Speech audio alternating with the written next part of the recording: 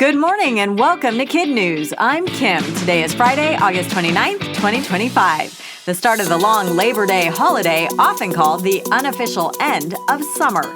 And we begin with the college football season kicking off in earnest this weekend and its spotlight on a very familiar name. After 2 seasons of patiently warming the bench, Arch Manning, nephew of NFL greats Peyton Manning and Eli Manning, and grandson of legendary college quarterback Archie Manning, will finally take the reins for Texas.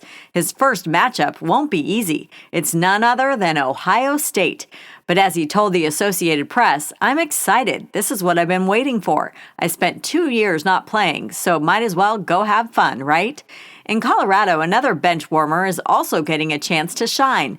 That's because Boulder's mascot, a live buffalo named Ralphie 6, who usually sprints across the field at halftime, is getting retired. She has what's being called an indifference to running, typical of many mammals, both four-legged and two-legged. A buffalo friend of Ralphie 6, unoriginally but traditionally named Ralphie 7, will head into training for a debut later in the season. Flying cars have landed in the San Francisco Bay Area. Aleph, a company based in San Mateo, California, has started operating what it calls the first true flying car in history from 2 airports in the region. The 100% electric vehicle known as Model Zero can drive on roads, lift straight up, fly forward like a plane, and land vertically. Engineers are using these smaller airports to test how flying cars might one day share the skies with regular aircraft, even though the vehicle technically doesn't need a runway.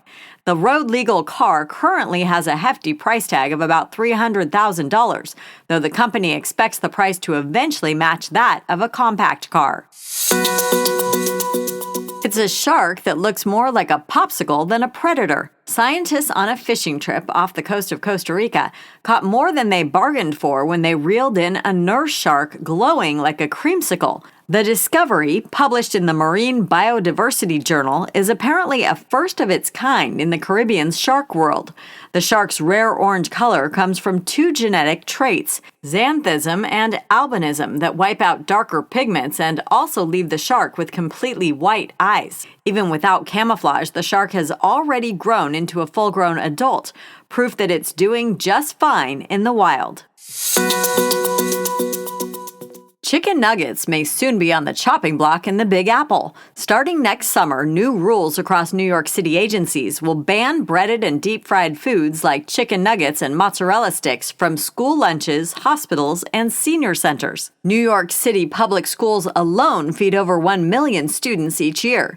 These new rules are part of a larger city effort to fight diabetes and heart disease. They also discourage the use of artificial colors, extra sugar, and preservatives.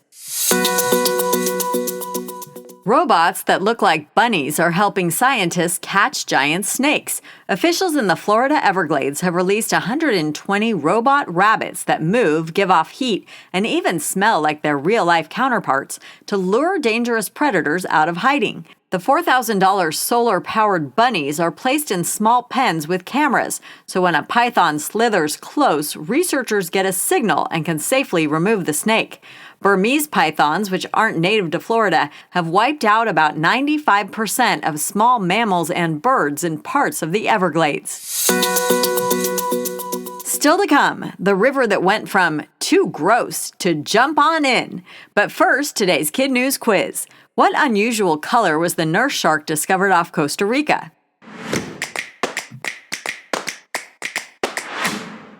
Bright orange.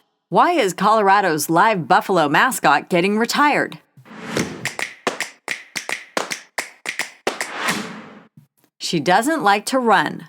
What is the name of Aleph's flying car model now operating in the Bay Area?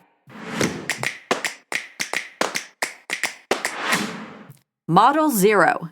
What animal are Florida scientists using robot versions of to catch invasive Burmese pythons? Rabbits. In today's Kid News Kicker, Paris is keeping its most famous river open for splashing. The Seine, closed to swimmers for 100 years until a big cleanup made it safe for Olympic athletes last year, extended public access for 2 more weeks through mid-September. Engineers had spent more than $1.5 billion digging giant underground tunnels and installing filters to block sewage, though heavy rains can still cause bacteria spikes that shut things down. Officials estimate that in just the last 2 months, tens of thousands of people have jumped in, cooling off in the 70-degree water while enjoying priceless views of historic landmarks. Time for our Kid News classroom shoutouts. Mrs. Murphy and her Soaring Falcons at Gus Franklin STEM Academy in Victorville, California. Mrs. Downing and her Haymakers at Hayden School in Hayden, Indiana. To Arizona for Mrs. Dominguez and her Braves at Sacaton School in Sacaton. And Ms. Jamie and Ms. Donna and their marvelous Mustangs at Milestone School in Phoenix. Thanks for listening. As we mentioned at the top of the podcast, today is the start of the long Labor Day weekend. Many of you have Monday off from school, and our team is going to join you for a little R&R. But we'll have a special podcast that day with fun facts about the holiday.